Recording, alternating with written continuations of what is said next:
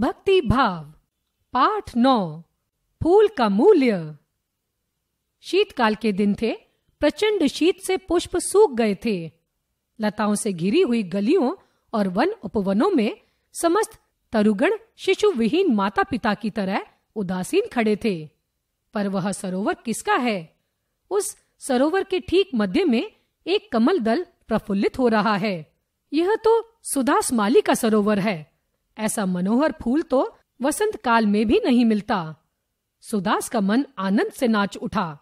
विचार आया, राजा जी को आज पुष्प प्रदान करूंगा। पुष्पों के प्रेमी राजा जी आज अकाल में खिले इस कमल फूल को पाकर मुंह मांगा मूल्य प्रदान करेंगे। पवन की एक लहर आई। कमल ने भी मानो प्रमुदित होकर एक झूला खाया। ऊपर आकाश में एक कोयल कूक गई। माली के मन ने माना यह मंगल चिन्ह है। सहस्र दल कमल फूल को लेकर सुदास माली राजमहल के सामने प्रतीक्षारत नयनों से खड़ा है। राजा जी को समाचार भिजवाया है। बस थोड़ी ही देर में राजा जी बुलाएंगे। मन ही मन माली प्रसन्न हो रहा था।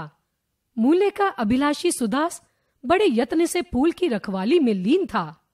पंखुड़ी में से एक भी तुषार कण उसने नहीं गिरने दिया। इस बीच राजपथ से एक पुरुष इधर आ निकला। कमल फूल निहार कर वह पुरुष समीप आया। सुदास से पूछने लगा, फूल बेचना है? राजा जी के चरणों में प्रस्तुत करना चाहता हूँ। सुदास ने संक्षिप्त सा उत्तर दिया, मुझे तो यह फूल राजाओं के भी राजा जी के श्री चरणों में चढ़ाना है। भगवान यथागत पधारे हैं, बोलो क्या लोगे? मैं भी आज एक माशा सुवर्ण की आशा लेकर निकला हूँ, मुझे स्वीकार है। इतने में मंगल वाद्य बज उठे, शहनाइयां गूंज उठी। कुमकुम और चंदन के थाल सजाए गीत गाता हुआ रमणीय का वृंद उधर ही चला आ रहा था। राजा प्रसेनजित पैरों से चलते हुए भगवान बुद्ध के दर्शनों के लिए निकले थे। नगर के बाह्य प्रांतर में प्रभु गौतम पधारे थे। कमल फूल निहार कर राजा जी हर्षित हुए। सोचने लगे, प्रभु के पूजन के लिए आज पुष्प की कमी थी, वह पूरी हो जाएगी। राजा जी ने पूछा, सुदास फूल का क्या मूल्य होगा? महाराज, फूल तो इन सज्जन ने ले लिया है। सुदास ने कहा, किस कीमत पर? 1 माशा स्वर्ण पर। मैं 10 माशा देता हूं। राजा जी को माथा नवाकर वह सज्जन बोल उठा, सुदास मेरे 20 माशे। राजा जी का चेहरा कुछ उतर गया, उनका हृदय कुछ विषण्ण हो गया। इतने में वह सज्जन बोला, महाराज, आप और मैं आज भगवान बुद्ध के दर्शन करने के लिए निकले हैं। इस पुष्प के लिए आज आप और मैं राजा प्रजा के रूप में नहीं खड़े हैं, 2 भक्तों के रूप में उपस्थित हैं। बुरा न मानिएगा राजन, आज भक्ति के प्रभाव में दुनियादारी की मर्यादा नहीं मानी जाएगी। स्मृति पूर्ण वाणी में राजा जी ने कहा, भक्तजन, मैं राजी हूं, प्रसन्नता पूर्वक मांग प्रस्तुत करो। तुमने 20 माशे कहा है तो मेरे 40। तो मेरे? भक्त इतना बोलने को ही था कि सुदास बोल उठा, क्षमा कीजिए राजन, क्षमा करें। हे भक्तजन, मुझे यह कमल फूल बेचना नहीं। इतना कहकर माली वहां से चलता बना।